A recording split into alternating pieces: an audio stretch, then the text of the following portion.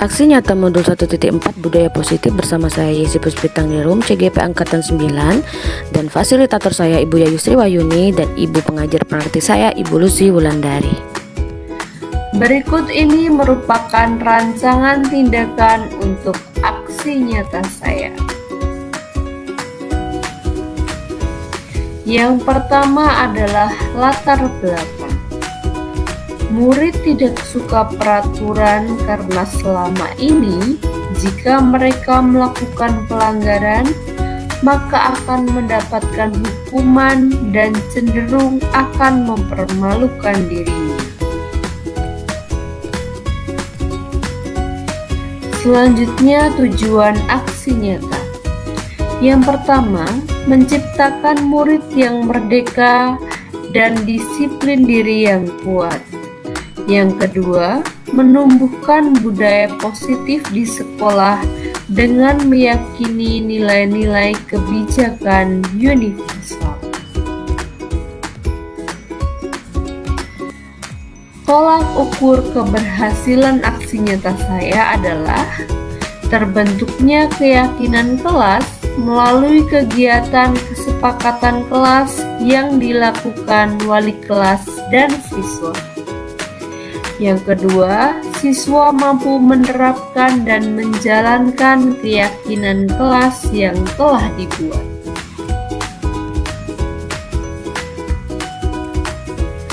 Selanjutnya, lini masa tindakan atau langkah-langkah tindakan yang akan dilakukan. Yang pertama adalah menghadap kepala sekolah untuk menjelaskan pentingnya penanaman budaya positif dan keyakinan kelas di sekolah, serta meminta izin untuk mendiseminasikan bersama rekan guru.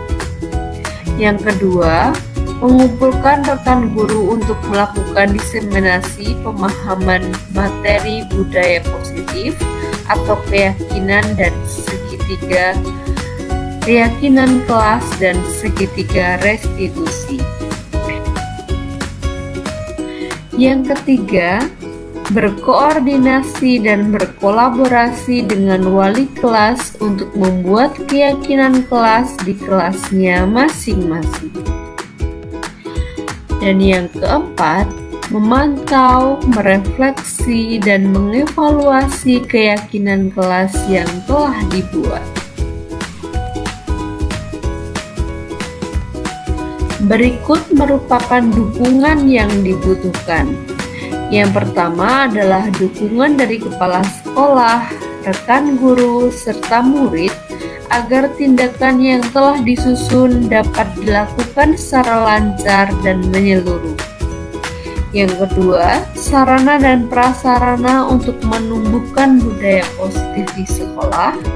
Dan yang ketiga, dukungan dari orang tua dalam melakukan budaya positif di rumah. Berikut ini merupakan kegiatan diseminasi di sekolah mengenai pemahaman dan pengalaman budaya positif. Bismillahirrahmanirrahim. Assalamualaikum warahmatullahi wabarakatuh. Yang terhormat Ibu Kepala SD Negeri 6 Talang Kelapa, Ibu Sarifah SPD, serta guru-guru hebat yang saya banggakan pada hari ini. Terima kasih sudah hadir di kelas kita tercinta ini, dan saya merasa bersyukur bisa bersama-sama dengan Ibu Bapak pada hari ini. Baiklah, langsung saja Bapak Ibu, hari ini kita akan melaksanakan Kombe kelompok belajar. Tapi sebelumnya saya akan memberitahukan dulu, sebelumnya kita tahun 2022 sudah belajar tentang kurikulum Merdeka. Di sini saya akan memberitahukan bahwasanya visi sekolah kita sudah saya sampaikan pada teman-teman calon guru penggerak angkatan 9, di mana visi kita itu adalah mewujudkan pembelajaran yang berpusat pada murid dan memiliki peserta didik yang beriman, bertakwa kepada Tuhan Yang Maha Esa, berakhlak mulia, berkebinekaan global, gotong royong, mandiri, kreatif, dan bernalar kritis. Yang kita tahu itu adalah lagu profil pelajar Pancasila. Kita sudah sering lakukan ya Bapak Ibu. Namun ternyata visi itu bisa direvisi lagi. Saya mendapat umpan balik dari teman-teman bahwasanya visi ini terlalu luas. Tolong Bu Yesi, visi SD Negeri 6 Talang Kelapa bisa dipersempit lagi dengan makna yang bisa mudah dimengerti. Jadi alhamdulillah Bapak Ibu, dengan bantuan dari Ibu Saripah SPD, saya melakukan revisi tentang visi SD Negeri 6 Talang Kelapa, di mana visi yang saya perbaiki adalah sebagai berikut.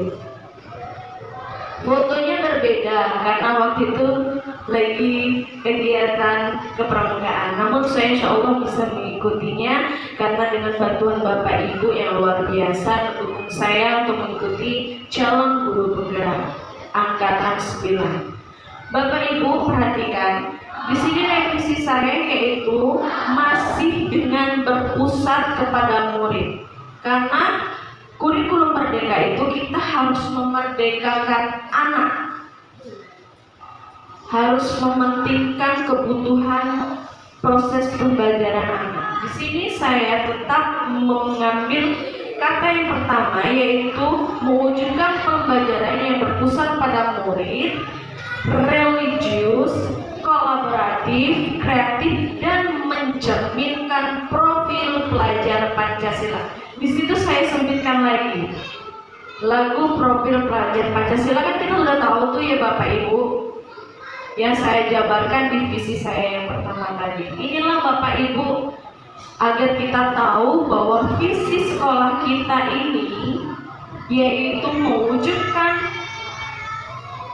pembelajaran yang berpusat pada murid, yang religius, kolaboratif, dan kreatif, serta mencerminkan profil pelajar Pancasila. Kita tidak meninggalkan religiusnya, karena anak-anak sekarang harus kita ajarkan tentang apa sih sopan santun, akhlak, sikap yang baik. Karena kita tahu ya Bapak Ibu, 2 tahun kemarin kita COVID-19, anak-anak tahunya main, tugasnya orang tua ya ngerjain. Tapi itu insya Allah bisa kita rubah bersama-sama di pembelajaran kelompok pada hari ini. Langsung saja Bapak Ibu, pembelajaran kita hari ini yaitu tentang budaya positif, di mana sama seperti yang kita lakukan kemarin tentang kita belajar workshop. Hari ini Bapak Ibu sedang mau mengerjakan sulinjar. Pada hari ini pretest sulinjar. Nah, nanti kita sama-sama berpikir apa sih yang menyebarkan pemahaman dan penerapan pengalaman budaya positif. Pembelajaran ini saya belajar di modul 1.4 Bapak Ibu. Alhamdulillah modul 1 saya hampir selesai. Di sini budaya positif Bapak Ibu bisa kita lihat konsep utamanya. Modul disiplin yang pertama, perubahan paradigma baru, yang kemarin kita lakukan Bapak Ibu. Kita belajar kurikulum itu perubahan yang harus mengikuti zaman, yaitu paradigma baru. Kita lupakan Bapak Ibu, paradigma lama itu kita lupakan. Tapi bukan berarti kita tidak pelajari lagi, karena ada hal-hal positif di paradigma lama untuk bisa kita kembangkan di paradigma baru. Apa itu kodrat zaman? Kodrat zaman tuh seperti yang kita ketahui. Sekarang kita pakai internet. Anak lebih pintar dari kita, Bapak Ibu. Mereka malah ngerti bahasa Inggris karena di game rata-rata pakai bahasa Inggris. Tapi kita jangan lupa tentang kodrat alam, budaya yang ada di daerah kita yang kita junjung. Makanya ada P5 seperti itu. Yang kedua yaitu disiplin positif yang akan kita bahas. Selanjutnya kebutuhan dasar manusia, motivasi perilaku manusia, posisi kontrol restitusi, serta keyakinan kelas dan segitiga restitusi. Sama persis dengan Sulinjar, Bapak Ibu. Survei lingkungan belajar. Baik, lanjut. Nah, kemarin kita udah belajar, kita ambil sedikit nih. Perubahan paradigma baru dirancang berdasarkan prinsip pembelajaran yang terdiferensiasi sehingga setiap siswa belajar sesuai dengan kebutuhan tahap perkembangannya untuk mewujudkan profil pelajar Pancasila. Alhamdulillah Bapak Ibu, visi kita sudah sama seperti paradigma baru, yaitu mewujudkan anak sesuai dengan profil pelajar Pancasila. Kita tidak keluar jalur, insya Allah kita semua bisa. Karena apa? Profil pelajar Pancasila itu dari kita Bapak Ibu yang memberikan. Di posisi di sekolah, kalau di rumah anak dapat dari orang tua. Sedikit banyaknya paradigma baru ini Bapak Ibu, kita harus belajar berdiferensiasi. Mungkin kemarin masih ada yang bingung. Sedikit saya jelaskan, bukan saya menggurui Bapak Ibu, bahwanya belajar berdiferensiasi itu ada 3 proses. Yang pertama, terdiferensiasi konten. Yang kedua, proses. Yang ketiga, hasil. Kenapa saya bisa tahu Bapak Ibu? Saya sudah baca duluan Bapak Ibu, jadi saya bisa menjelaskan. Jadi terdiferensi konten, kita bisa mengambil link-link YouTube di PNM, di modul ajar yang mau kita ajarkan dengan anak kita. Media pembelajaran apa yang mau kita ajarkan, itu disebut terdiferensiasi konten. Jadi kita nggak meleset, nggak cuma pakai buku paket aja seperti itu. Selanjutnya terdiferensiasi proses. Nah, di situ kita belajar dengan anak-anak dengan diskusi di dalam kelompok, belajar di dalam kelas, bisa dikelompokkan. Selanjutnya kita bisa melihat hasilnya, yaitu dengan hasil proyek mereka. Apa? Misalnya portofolio, terus pentas seni kalau seni, seperti itu. Tidak terlepas dari profil pelajar Pancasila. Nah, ini Bapak Ibu yang kita akan ulas, yaitu disiplin positif, di mana kata disiplin sering dihubungkan dengan hukuman. Benar nggak Pak Sugeng? Kenapa itu Radin telat kok dihukum? Biar disiplin. Ngomongnya seperti itu. Nah, buang sampah, jangan buang sampah sembarangan. Kalian tuh harus tahu disiplin itu gimana. Sebenarnya Bapak Ibu, kata disiplin itu jangan sampai dihubungkan dengan hukuman. Sesungguhnya berbeda Bapak Ibu, karena belajar tentang disiplin positif tidak harus memberikan hukuman.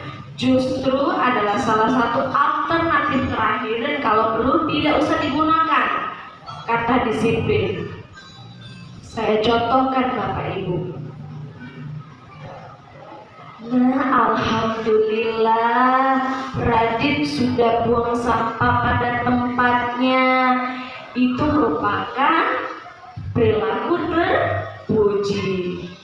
Seperti itu Bapak Ibu, untuk paradigma baru.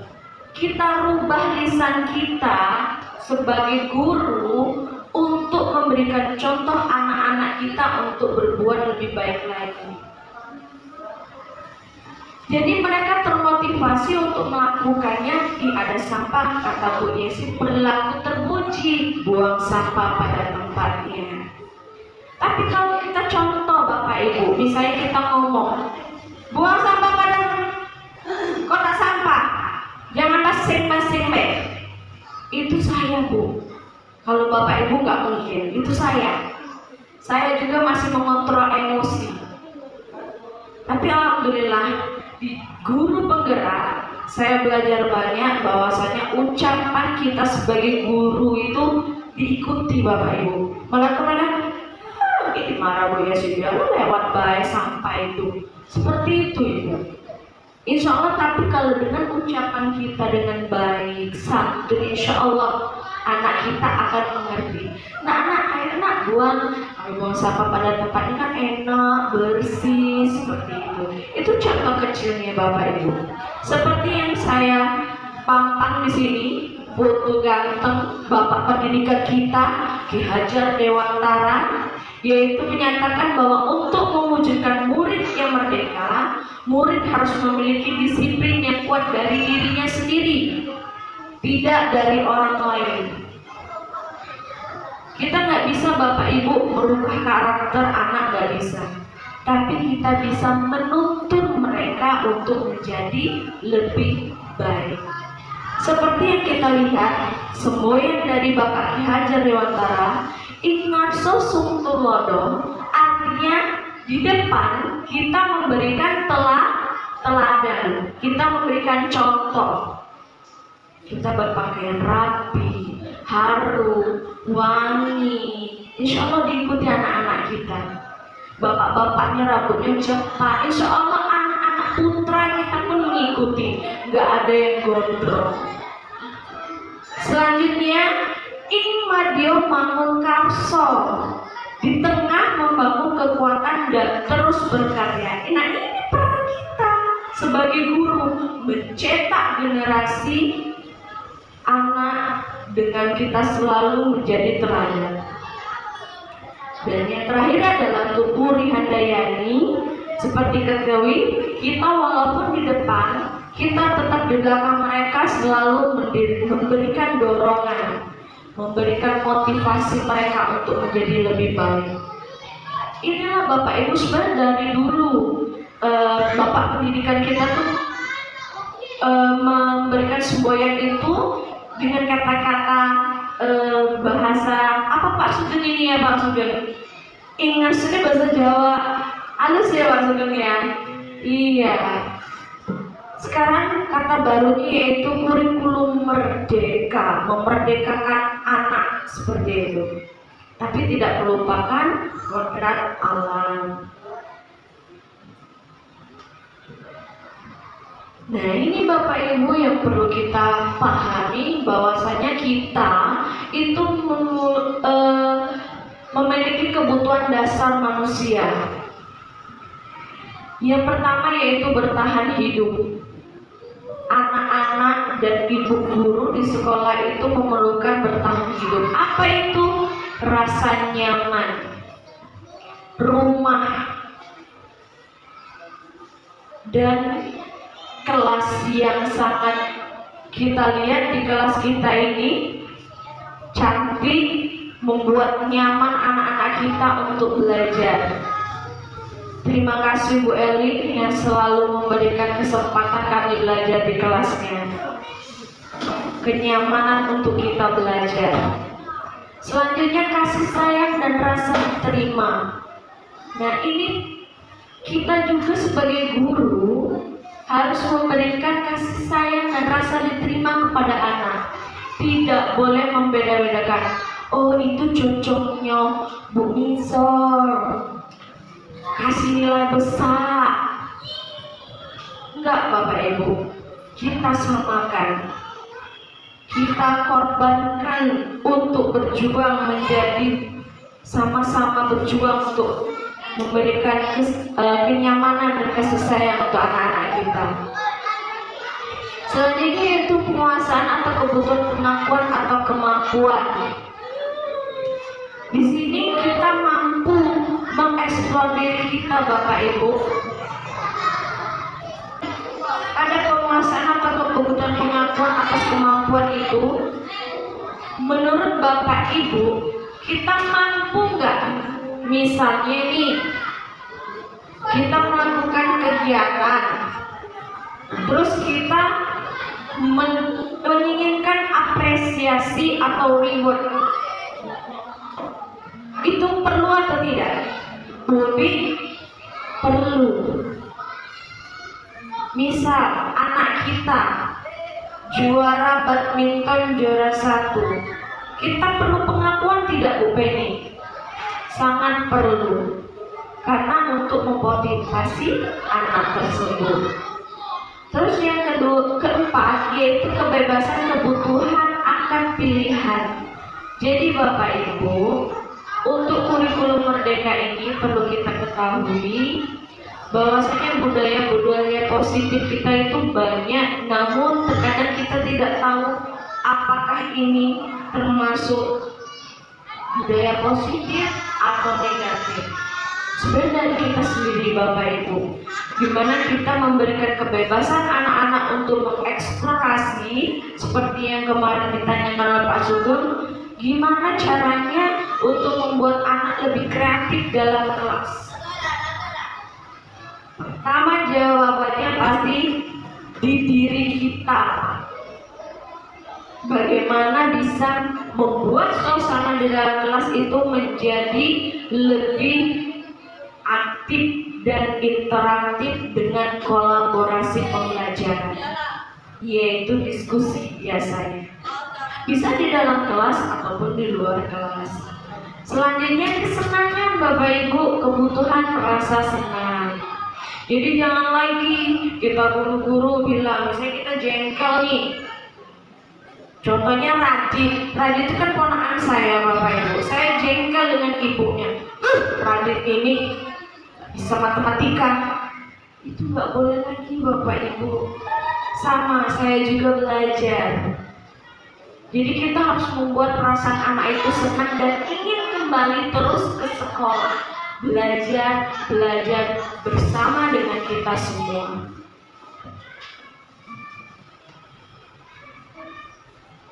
Selanjutnya yaitu motivasi perilaku manusia. Jadi motivasi kita yaitu suatu dorongan secara tidak sadar untuk melakukan tindakan tertentu, bisa dari eksternal dan intrinsik. Yang pertama, untuk menghindari ketidaknyamanan atau hukuman ini adalah tingkat terendah dari motivasi perilaku manusia. Biasanya orang yang motivasi perilaku itu menghindari hukuman atau ketidaknyamanan. Sekarang saya mau tanya, Pak Eko, kalau di jalan raya itu bagusnya menggunakan helm atau tidak? Menggunakan helm. Menurut Pak Eko, menggunakan helm itu karena apa?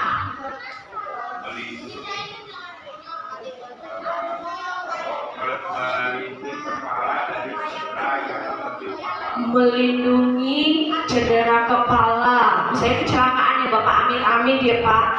Ada lagi nggak Pak alasan kenapa Bapak pengen pakai helm? Coba Pak Sugeng, saya tahu alasan dia tidak terhindar dari Pak polisi. Iya, sebenarnya itu Pak, menurut Bapak hukuman atau ketidaknyamanan pakai helm di jalan raya?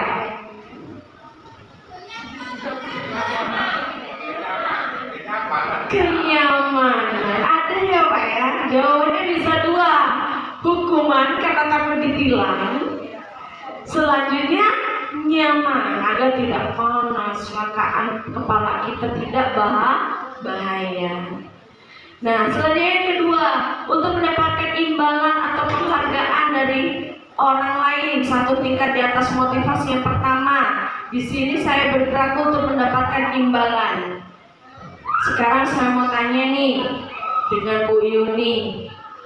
Ketika anak ibu Tata mendapatkan juara 1, Bu Yuni punya rasa ingin, tak, nanti kalau dapat juara 1 ibu belikan HP. Punya perasaan seperti itu tidak ibu? Ada. Benar ibu? Kalau juara 1, menurut ibu, kalau Tata tidak mendapatkan juara 1, akan menyebabkan penyesalan tidak untuk Tata, Bu? Sedikit. Kenapa Bapak Ibu? Saya perlu jelaskan. Imbalan atau penghargaan itu sebenarnya tidak baik. Tidak baik Bapak Ibu. Karena mereka cuma berpikir juara 1 dapat HP, juara 1 dapat HP. Tapi dia tidak bisa mengaplikasikan pembelajaran di dalam kelas.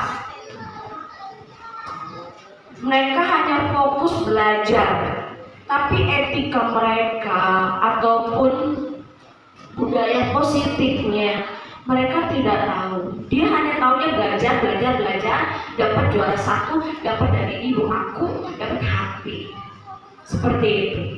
Itu tidak perlu lagi kita lakukan, karena anak-anak kita adalah anak yang pintar, anak yang kreatif, bisa menempatkan diri, saya pasti bisa.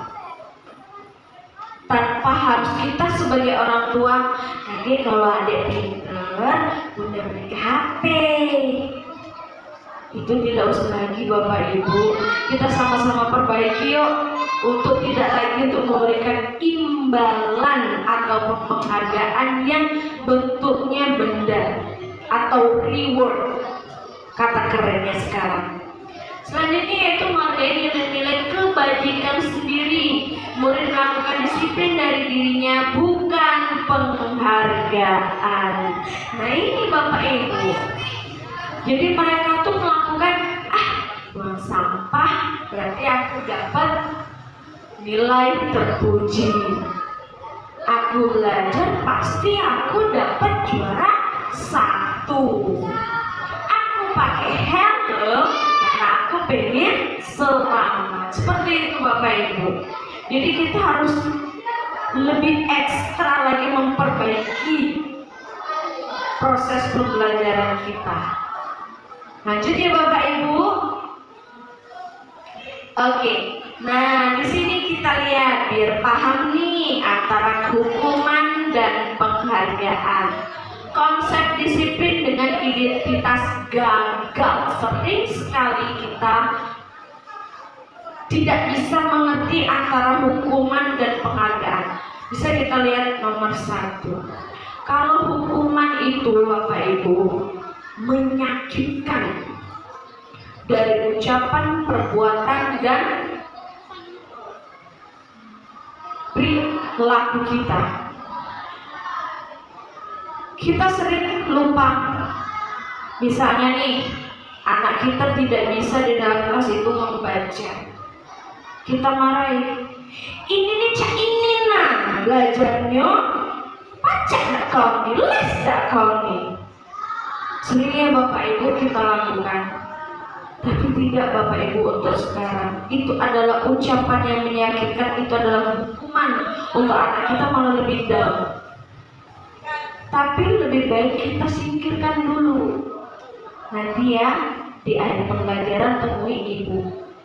Kita belajar sama-sama agar kamu bisa membaca lebih baik. Sama halnya pelajaran lain. Selanjutnya kita memberikan hukuman tidak nyaman. Terus murid merasa takut, terus kita memaksa harus bisa. Tidak Bu, kita harus memerdekakan anak-anak kita. Terus Jadinya hukuman yang kita berikan itu, murid akan menyembunyikan kesalahannya. Mereka tidak mengakui. Kalau bahasa sekarang, kalau kamu salah penjara penuh bu, maling aku penjara penuh bu, istilahnya seperti itu.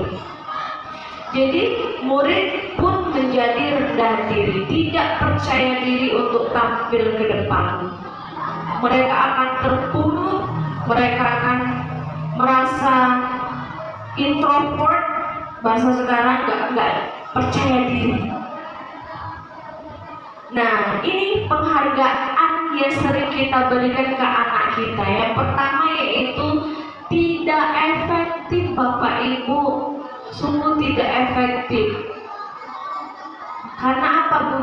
Budaya positif itu kita memberikan hal-hal yang baik, bukan tidak memberikan hal-hal yang tidak baik. Jadi penghargaan itu untuk sekarang kita harus tahu bagusnya. Yang pertama tidak efektif, terus merusak hubungan Bapak Ibu. Ketika anak itu sudah dapat puncaknya juara 1, seketika dia ada nilai yang kurang atau dia sakit mungkin, dia tidak ikut ujian, dia turun peringkatnya ketiga, wah dia merusak hati dia, aku tidak belajar, aku nggak ikut pelajaran Bu Yesi, jadinya saya nilainya turun dari peringkat ketiga. Nah itu Bapak Ibu yang merusak hubungan. Jadi mereka stres duluan karena takut dengan nilai itu. Terus mematikan kreativitas, karena kita pengennya kan anak kita kreatif, anak kita kreatif. Terus selanjutnya menghukum dengan sistem ranking. Nah ini Bu Yuni yang tadi saya bilang. Jadi jangan sampai kalau juara 1 ibu beli ke HP.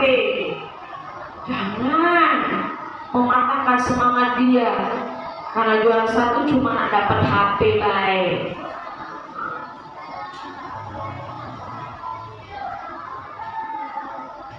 Selanjutnya yaitu merampas hak untuk menghargai dirinya sendiri. Nah ini jangan sampai Bapak Ibu, karena anak-anak kita ini punya hak mereka untuk diperhatikan, disayang, walaupun mereka bukan anak kandung kita, tapi kita harus wajib memberikan mereka servis yang baik untuk menjadi penerus bangsa kita.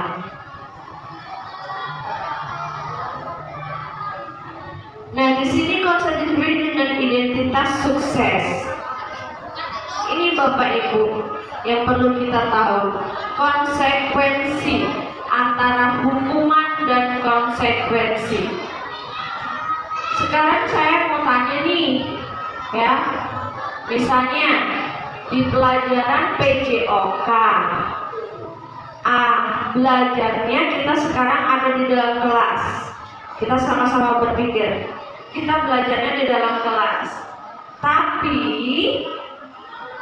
ada salah satu anak yang telat datang 10 menit ke dalam kelas. Itu pelajaran PJOK ya. Terus Bu Feni menghukum anak itu untuk lari lapangan 2 keliling.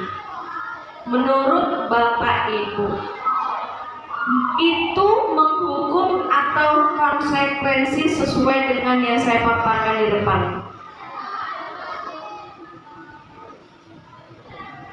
Belajar di dalam kelas. Pertanyaannya ya, belajar di dalam kelas, pelajaran PJOK, karena kita lagi kabut asap di dalam kelas. Ada salah satu anak telat 10 menit dan Bu Feni menyuruh anak itu lari 2 keliling lapangan di halaman. Padahal anak itu teman-teman yang lain belajar di dalam kelas. Menurut Bapak Ibu itu hukuman atau konsekuensi? Apa Bu Feni? Betul, hukuman. Karena apa? Belajarnya anak-anak yang lain di dalam kelas. Kalau misal Bu Upi agak lost contact kayak Misalnya Bu Feni belajarnya di luar kelas lagi pemanasan, anak itu telat, nah itu baru konsekuensi. Mereka disuruh lari duluan, dia pemanasan sendiri. Nah itu perbedaan hukuman dan konsekuensi. Ada lagi contoh.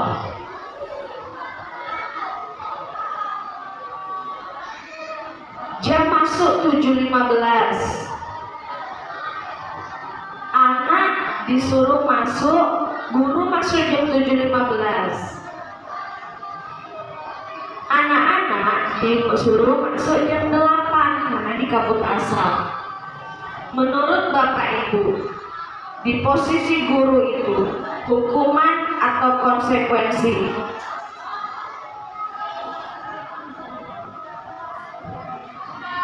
Apa Bapak Ibu? Konsekuensi, karena kita adalah seorang guru, harus hadir dulu dalam kelas, menunggu anak-anak kita untuk datang ke dalam kelas kita tercinta. Sudah paham ya Ibu ya, antara konsekuensi dengan hukuman sesuai dengan tempatnya, real, abstrak, nyata. Baiklah. Restitusi konsep disiplin dengan identitas sukses. Tadi sudah saya jelaskan ya Bapak Ibu, bahwasanya perbedaannya itu sangat jelas sesuai dengan konteksnya.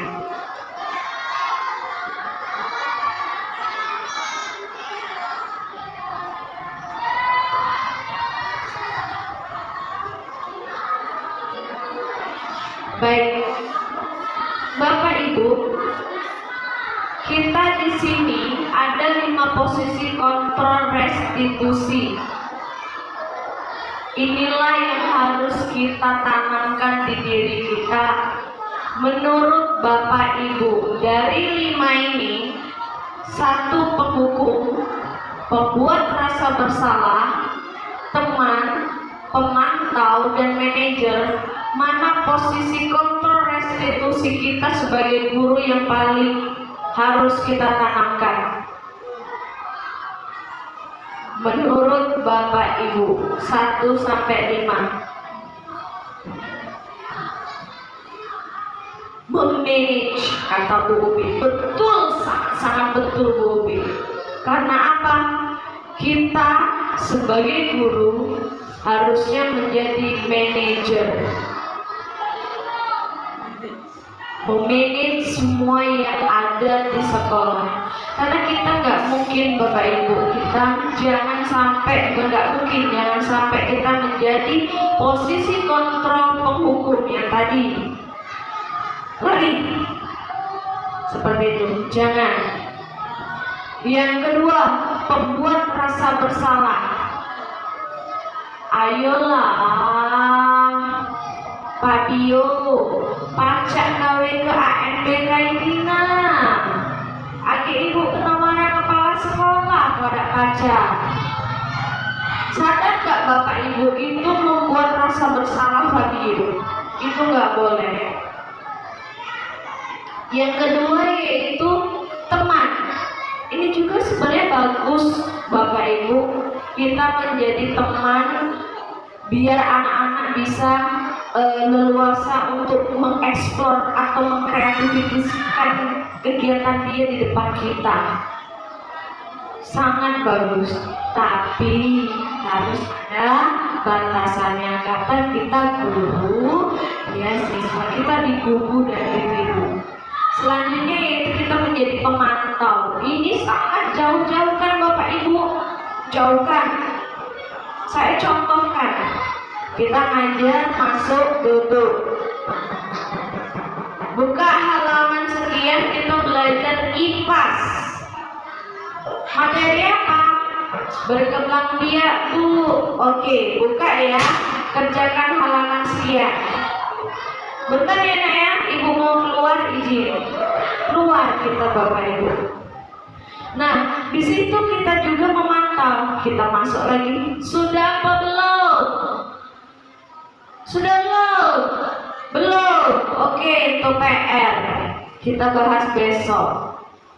Ada kata-kata dibahas, namun tidak the real nyatanya kita hanya koreksi aja tanpa membahas bersama-sama soal itu. Itu jangan Bu, Pak. Kita jangan jadi kontrol restitusi pemantau, jangan. Tapi apa Bu tadi? Kita menjadi manajer. Semuanya bisa kita kerjakan tanpa harus menjadi penghukum, rasa bersalah, teman atau pemantau. Kita bisa jadi manajer. Ada juga Bapak Ibu guru itu manajer, lebih tinggi jabatannya. Jadi kita bisa manage kelas kita itu menjadi kreatif dan kolaboratif seperti itu. Nah, Bapak Ibu saya mau tanya nih, kemarin kan kita sudah belajar tentang paradigma baru, kita sudah sama-sama belajar aplikasi Canva. Ternyata SD 6 Bu Upi duluan yang ngirim tugas, keren, alhamdulillah. Nah, tapi ada tapinya. Apakah sekolah kita sudah melakukan keyakinan kelas? Sebagian sudah, sebagian belum. Tapi yang belum bisa menyusul yang sudah. Jadi keyakinan kelas itu bisa kita buat. Kalau dulunya itu ini Bapak Ibu, tata tertib kelas. Terus ganti lagi katanya peraturan kelas. Ada lagi, yaitu sekarang dengan paradigma baru disebut dengan keyakinan kelas. Kita buat bersama-sama dengan anak. Bisa kita lihat di belakang itu Bu. Di kelas 6A ini ada biasakan senyum, salam, sapa, salim, sopan santun. Itu juga bisa bagian dari keyakinan kelas. Cuma lebih baik dijabarkan lagi seperti itu. Itu lebih baik. Jadi pembentukan keyakinan kelas ini lebih abstrak dari peraturan Bapak Ibu.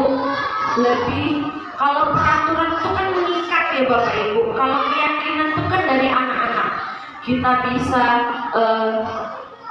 kirim sticky note dengan anak-anak, mereka menulis buang sampah pada tempatnya.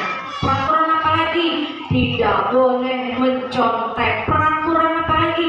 Memang sebutannya peraturan Bapak Ibu, tapi itu dari keyakinan anak itu sendiri dibuat di dalam kelas. Coba nanti kita buat sama-sama Bapak Ibu di dalam kelas dan kita tempel besar-besar keyakinan kelas anak-anak kita. Selanjutnya yaitu berupa pertanyaan universal. Jadi jangan misalnya kalau misalnya bawa makanan makan sendiri, jangan. Tidak boleh minta makanan teman. Waduh, itu kan nggak boleh seperti itu. Lanjut, dibuat dalam bentuk positif, terus sedikit saja agar mudah diingat. Seperti yang biasakan 6S. Nah, 6S kan pasti terjabar tuh. Senyum, salam, sapa, salim, sopan santun. Selanjutnya sesuai dengan kondisi kelas Bapak Ibu.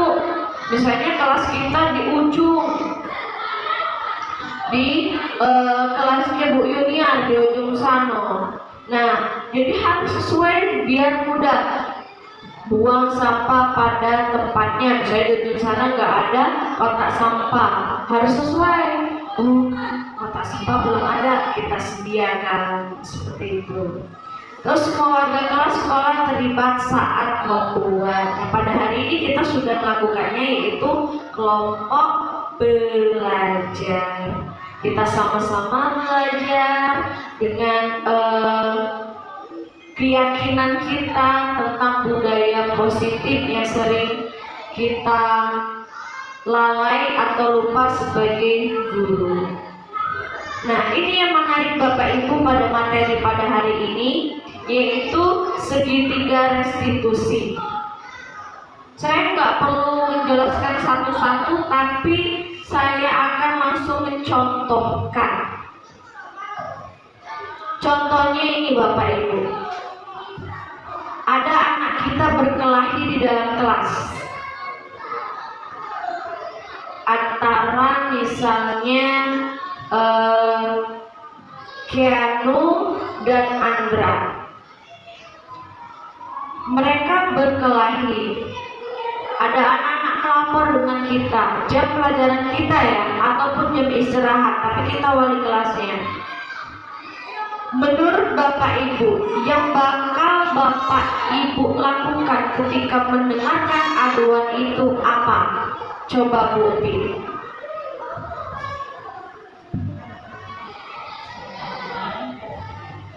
Yang biasa sering saya lakukan ketika mendengar ada anak lagi, biasanya saya panggil dua-duanya dulu, karena saya perlu mendengarkan dari dua belah pihak ya. Kemudian setelah dua orang itu bercerita, saya memerlukan saksi ya. Jadi kita tidak bisa, karena setiap anak berkelahi itu pasti dia mendengarkan dirinya sendiri dulu ya. Jadi semuanya benar. Nah, ada nggak saksi yang benar? Rupanya si A ini memukul. Oh ini Bu, siapa yang duluan? Ini Bu. Nah, kemudian setelah itu saya tidak membenarkan keduanya ya. Bagaimanapun juga perkelahian itu tidak akan terjadi kalau ya, ada sebabnya. Saya tidak membenarkan istilahnya yang dipukul balik memukul, tapi saya juga tidak menyalahkan. Jadi kita lihat dulu permasalahannya seperti apa begitu. Ya, karena kalah menang berkelahi itu semuanya sama-sama salah.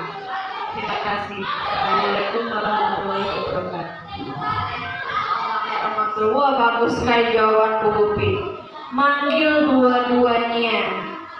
Setelah itu ditanya dan tidak ada yang benar. Menurut Bapak Ibu, itu ada di bagian mana? Menstabilkan identitas, validasi tindakan yang salah, menaikkan kelakian kelas. Yang mana Bapak Ibu? Yang mana? Menstabilkan identitas. Jadi kita tidak merusak diri mereka, identitas mereka.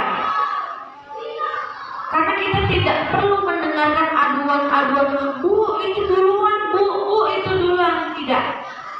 Benar Bu Upi, saya acungi jempol, Ibu sudah mempraktekkan dalam kelas. Kita panggil dua-duanya, kita stabilkan identitas mereka, dengarkan satu-satu apa permasalahannya. Kemudian yang kedua, yang Bu Upi bilang mencari saksi. Betul sekali. Validasi tindakan yang salah atau benar. Jadi perlu saksi Bapak Ibu. Dan selanjutnya kita selesaikan masalahnya dengan yang kita buat tadi, keyakinan kelas.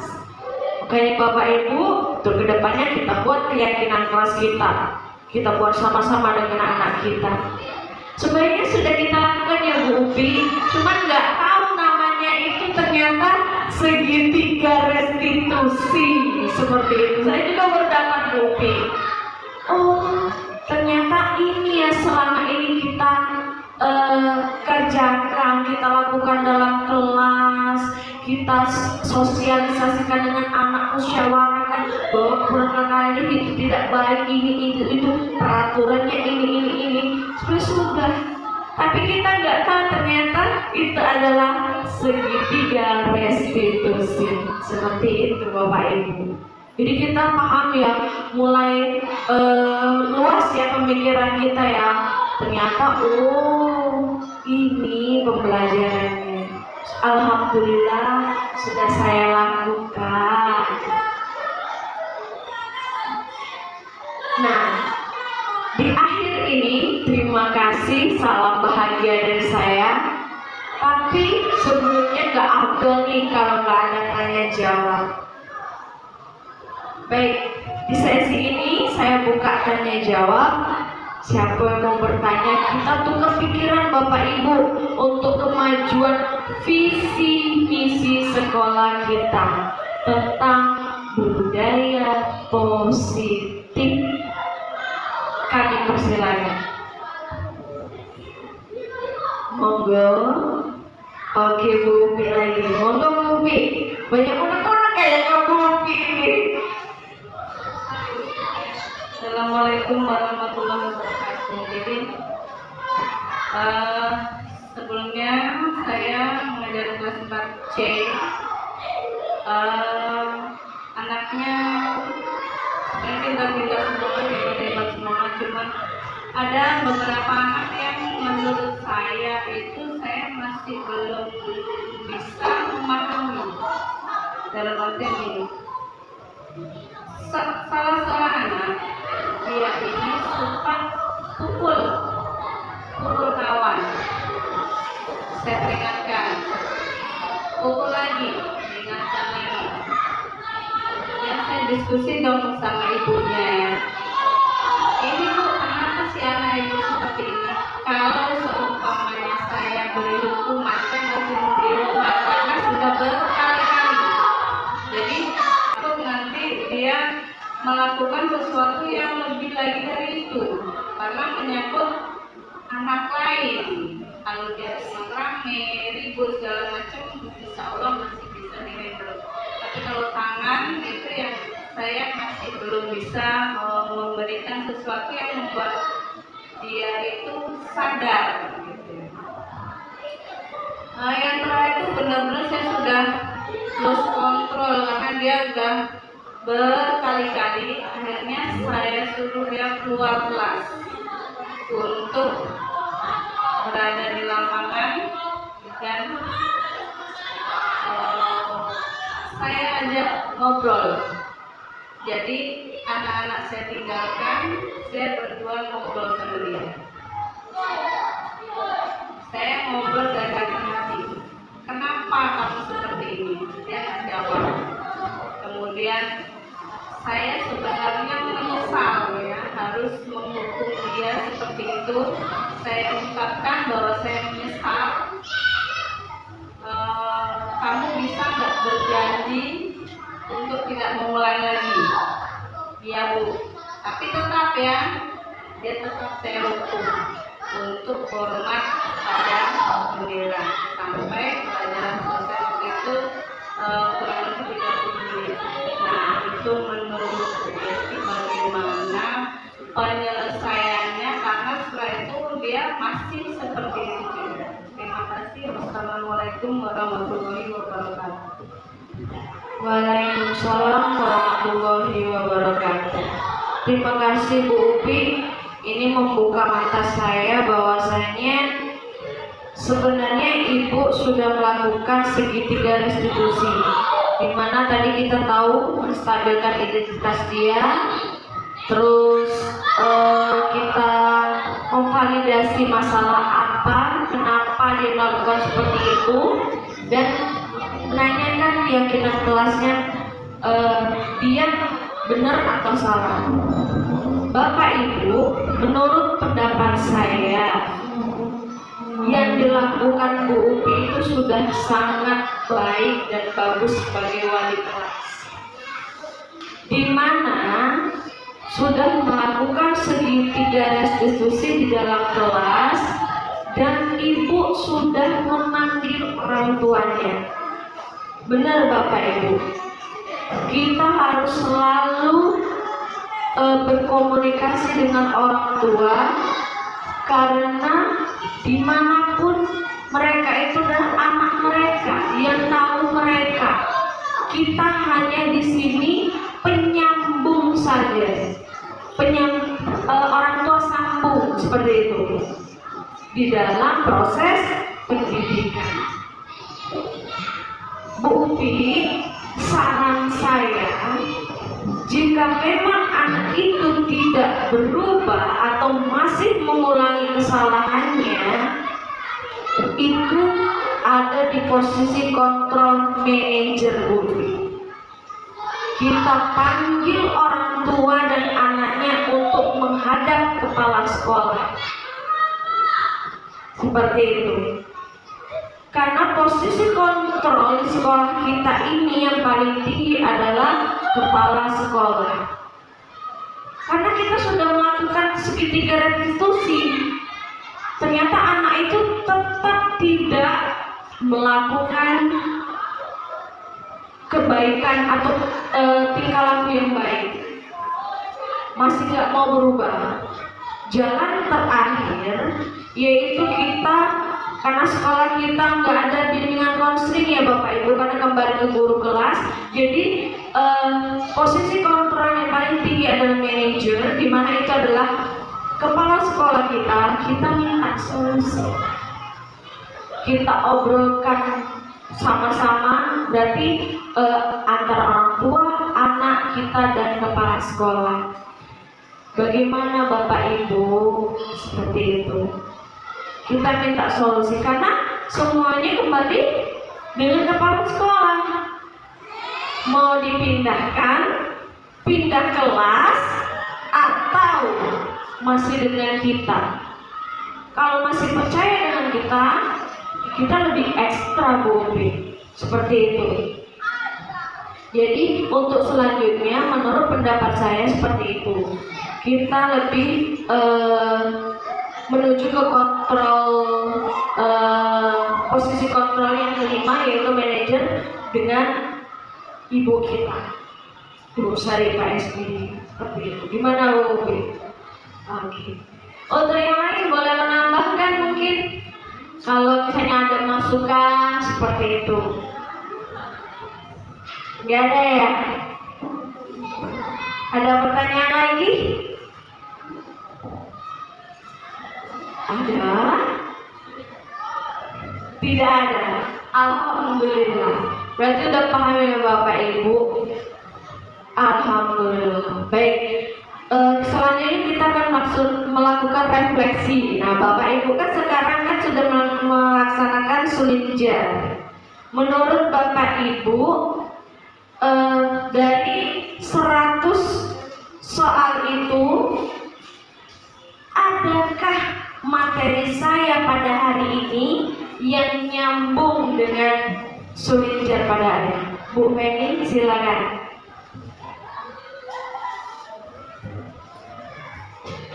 Terima kasih Bu Yesi. Menurut saya ada, karena saya sudah menyelesaikan sampai akhir satu soal.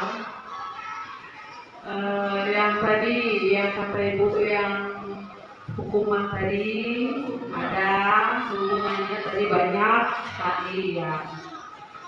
Terus cara menangani atau menindaklanjuti anak yang tadi ya. Mungkin itu saja Bu Yesi. Terima kasih.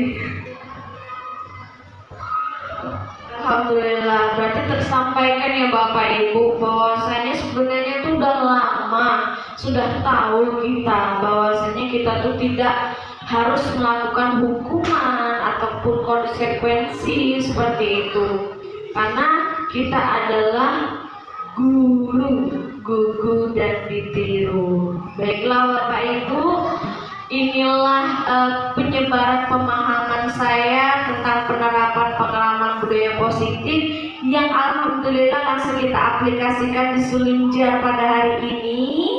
Alhamdulillah tepat sekali saya mengambil tema budaya positif di sekolah kita dengan visi kita, yaitu mewujudkan pendidikan berpusat pada murid dan kreatif kolaboratif dengan sesuai dengan profil pelajar Pancasila. Baiklah Bapak Ibu, terima kasih waktunya pada hari ini. Saya Yesi, calon guru penggerak angkatan 9, kepada Bu Syarifah SPD, terima kasih sudah memberikan waktu, dan ULI yang sudah memberikan ruangannya untuk memberikan kelompok belajar pada hari ini. Saya akhiri. Wassalamualaikum warahmatullahi wabarakatuh.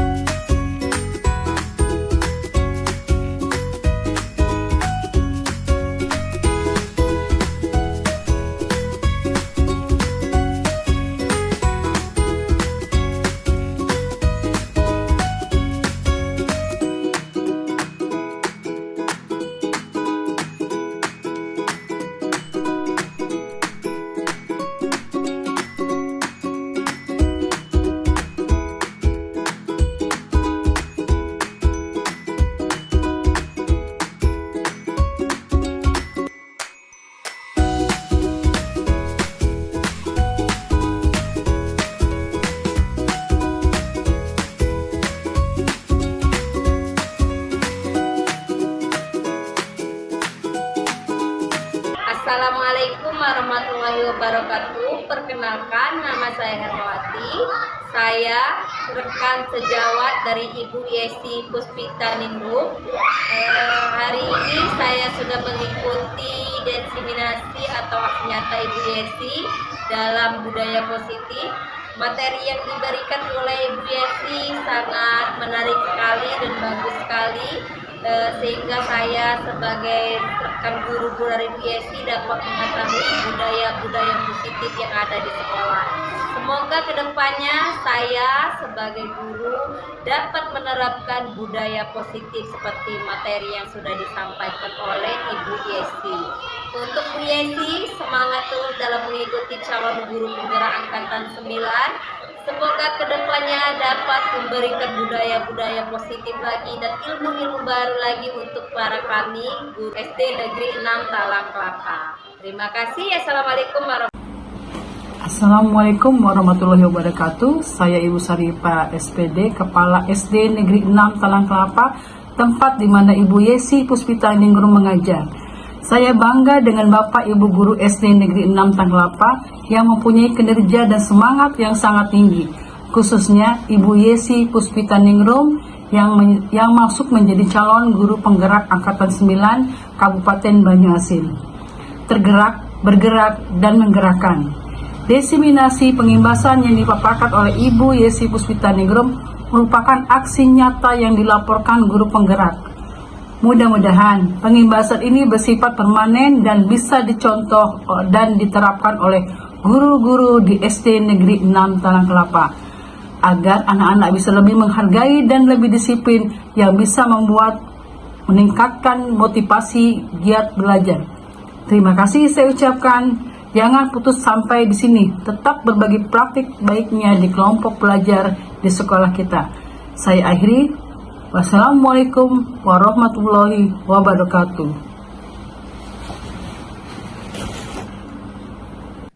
Terima kasih. Salam guru penggerak. Salam bahagia, tergerak, bergerak, menggerakkan.